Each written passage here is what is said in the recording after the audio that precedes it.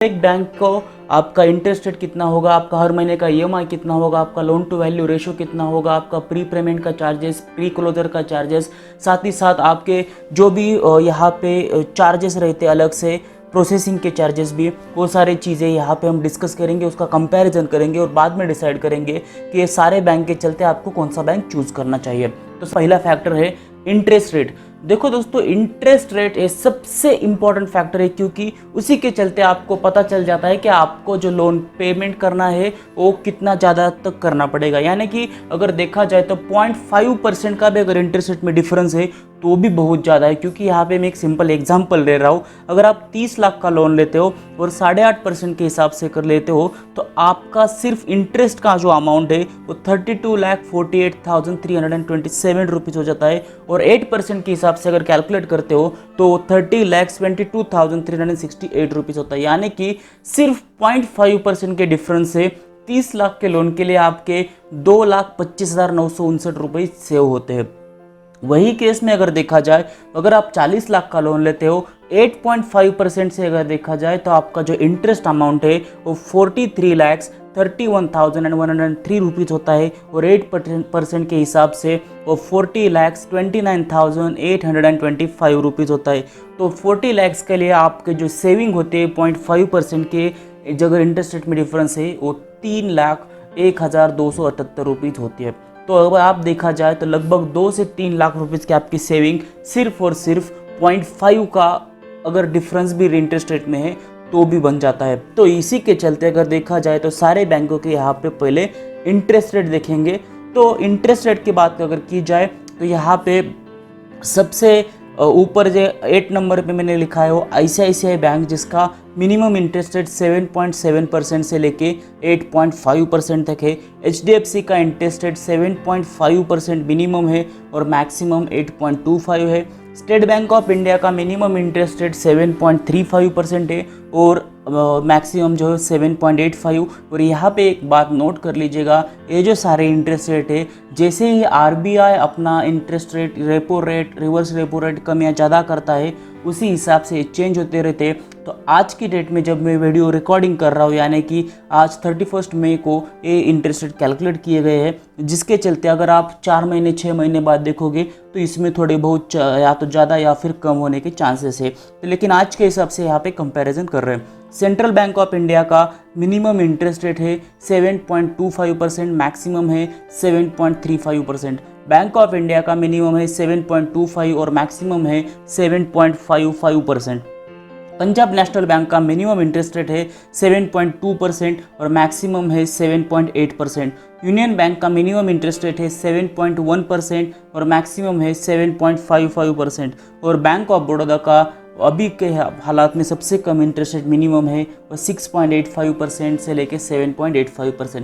अभी आप यहाँ पे कहोगे कि ये जो इंटरेस्ट रेट का आप जो मार्जिन क्यों या रेंज में क्यों बता रहे हो, तो यहाँ पे सबसे इम्पॉर्टेंट चीज़ है, ये जो सारे इंटरेस्ट रेट है वो आपके कैपेबिलिटीज़ के ऊपर, आपके सिविल स्कोर के ऊपर डिपेंड रहते हैं। बहुत सारे जगह पे आपने देखा होगा जिसका भी सिविल स्कोर 750 से आगे है, ज़्यादा सिविल स्कोर रहेगा तो आपको जो इंटरेस्ट रेट है वो कम लगता है। साथ ही साथ अगर आपका पेमेंट ज़्यादा है तब भी आपको इंटरेस्ट रेट कम लगते हैं। जो बहुत सारे फैक्टर्स है जिसका मैंने ऑलरेडी वीडियोस भी बनाए हैं कि इंटरेस्ट रेट किस तरीके से कैलकुलेट होते हैं सिविल स्कोर के बेसिस पे, तो वो भी वीडियोस आप इस चैनल पे देख सकते हो। तो एक रेंज हो गई जिसके चलते सबसे कम इंटरेस्ट रेट अभी यहाँ पे बैंक ऑफ बड़ौदा का है। अभी हमने बात की कि ये सारे इंटरेस्ट रेट के रेंज है, लेकिन अगर ये रेंज के साथ यानी कि मिनिमम इंटरेस्ट रेट के साथ अगर हम इसको पूरा इंटरेस्ट कैलकुलेट करते हैं, यहाँ पे एक एग्जांपल लेते हैं कि आप 30 लाख रुपीज़ का लोन ले रहे हो, टेन्योर जो है 20 साल का है, 20 ईयर्स का है, और जिसके चलते अगर आप मिनिमम इंटरेस्ट रेट के साथ भी इंटरेस्ट कैलकुलेट करते हो तो आईसीआईसीआई का 7.7% से जो टोटल 20 साल का 30 लाख रुपीज़ के लिए इंटरेस्ट रहेगा वो 28,88,639 रुपीज़ रहेगा। एचडीएफसी का 7.5% के हिसाब से 28,0712 रुपीज़ रहेगा। एसबीआई का 7.35% के हिसाब से 20 साल का 27,34,412 रुपीज़ रहेगा। सेंट्रल बैंक ऑफ इंडिया का 7.25% के हिसाब से 26,90,707 रुपीज़ रहेगा। वही same interest rate bank of Baroda का भी रहेगा 26,90,707 रुपीज़। पंजाब नेशनल बैंक का अगर देखा जाए तो 7.2% का मिनिमम इंटरेस्ट है, जिसके चलते आपका 20 साल का जो टोटल इंटरेस्ट, आप सिर्फ इंटरेस्ट पे यहाँ पे बात कर रहा हूँ, वो 26,68,915 रुपीज़ यहाँ पे करना होगा एक्स्ट्रा। और यूनियन बैंक का 7.1% के हिसाब से 26,25,452 रुपीज़ और बैंक ऑफ बड़ौदा का 25,17,510 रुपीज़ आपको इंटरेस्ट पे करना होगा। टोटल अमाउंट की बात की जाए तो जो यहाँ पे इंटरेस्ट के लास्ट कॉलम में वैल्यूज़ है वो प्लस आपका 30 लाख रुपीज़, उतनी सारी अमाउंट यहाँ पे आपको टोटल अमाउंट एज अ जो भी लोन आप पेमेंट कर रहे हो उसके लिए पे करनी होगी। ये तो बात हो गई आपके इंटरेस्ट के साथ कैलकुलेशन की। उसी के साथ देखेंगे कि हाँ, जो ईएमआई का इम्पॉर्टेंट फैक्टर है, क्योंकि जो भी आप हर महीने का अमाउंट पे करते हो वो भी आपको देखना पड़ता है। इसीलिए जिसका पेमेंट ज़्यादा है उसको ज़्यादा ईएमआई के साथ ज़्यादा लोन भी मिल सकता है। तो वही रेट से अगर कैलकुलेट किया जाए, जो हमने इंटरेस्ट कैलकुलेट किए, वही लोन 30 लाख का 20 ईयर्स के लिए अगर देखा जाए तो आईसीआईसीआई बैंक का आपका मंथली ईएमआई 7.7% के हिसाब से 24,536 रुपीज़ रहेगा। एचडीएफसी का 7.5% के हिसाब से 24,168 रुपीज़ रहेगा। स्टेट बैंक ऑफ इंडिया का 7.35% के हिसाब से 23,893 रुपीज़ रहेगा। सेंट्रल बैंक ऑफ इंडिया का 7.25% के हिसाब से 23,711 रुपीज़ रहेगा। बैंक ऑफ इंडिया का 7.25% के हिसाब से 23,711 रुपीज़ रहेगा। पंजाब नेशनल बैंक का 7.2% के हिसाब से 23,620 रुपीज़ रहेगा। यूनियन बैंक का 7.1% के हिसाब से 23,439 रुपीज़ रहेगा। और बैंक ऑफ बड़ौदा का 6.85% के हिसाब से 22,990 रुपये। पे नेक्स्ट पॉइंट के ऊपर चलते हैं, वो है प्रोसेसिंग फीस। प्रोसेसिंग फीस भी इंपॉर्टेंट फैक्टर है, क्योंकि वो भी अमाउंट आप अगर देखोगे तो यहाँ पे से पहले देख लेते हैं कि हर एक बैंक का प्रोसेसिंग फीस का कैलकुलेशन किस तरीके से है।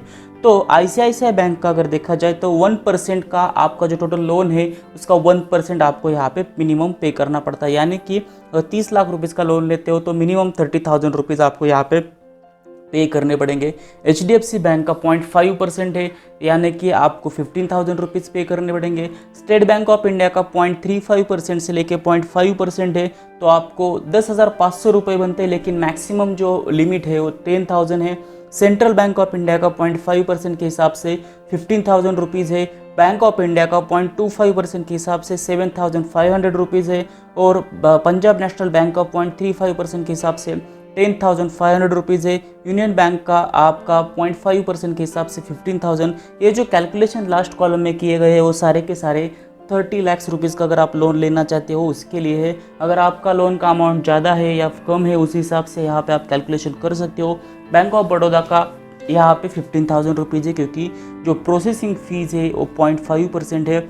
उसके साथ साथ आपको अलग से लीगल चार्जेस और जीएसटी भी पे करना होता है, उसके भी आप जानकारी पहले एक बार ले लीजिएगा। उसके साथ साथ अगर देखा जाए तो नेक्स्ट वैल्यू है लोन टू वैल्यू रेशो, यानी कि ये रेशो क्या होता है कि आपका प्रॉपर्टी की जो प्राइस है उसके चलते आपको कितनी अमाउंट मिलेगी। तो एक सिंपल से अगर बात की जाए, अगर आपके प्रॉपर्टी की प्राइस 30 लाख रुपीज़ है तो उसके 80% अगर आपका एलटीवी है तो आपको 24 लाख का आपको यहाँ पे लोन मिलेगा। अगर आपके प्रॉपर्टी की प्राइस 30 लाख रुपीज़ है, आपको एलटीवी अगर 90% मिल रहा है तो आपको 27 लाख रुपीज़ मिलेगा। तो कितना परसेंट का एलटीवी है तो यहाँ पे हर एक बैंक का देख लेते हैं। तो एलटीवी आईसीआईसीआई बैंक का अगर आप 20 लाख रुपीज़ तक का लोन लेते हो तो 90% है, उसके ऊपर के लिए 80% है। एचडीएफसी बैंक का भी 20 लाख रुपीज़ के लिए 90% है, उसके ऊपर 80% है।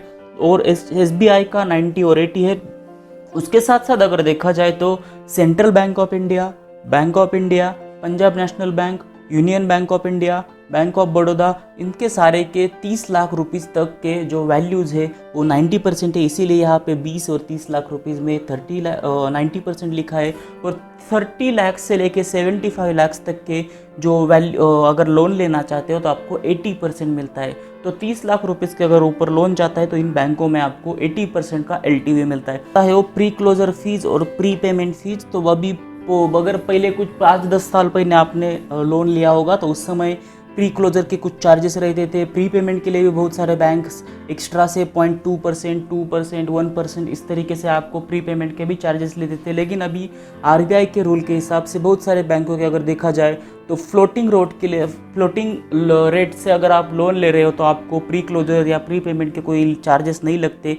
लेकिन अगर आपका लोन पहले से ही फिक्स पेमेंट पे या फिक्स चार्ज के हिसाब से है या फिर फिक्स्ड इंटरेस्ट रेट के हिसाब से है तो आपको लगभग 1 से 2% के अमाउंट लगते हैं।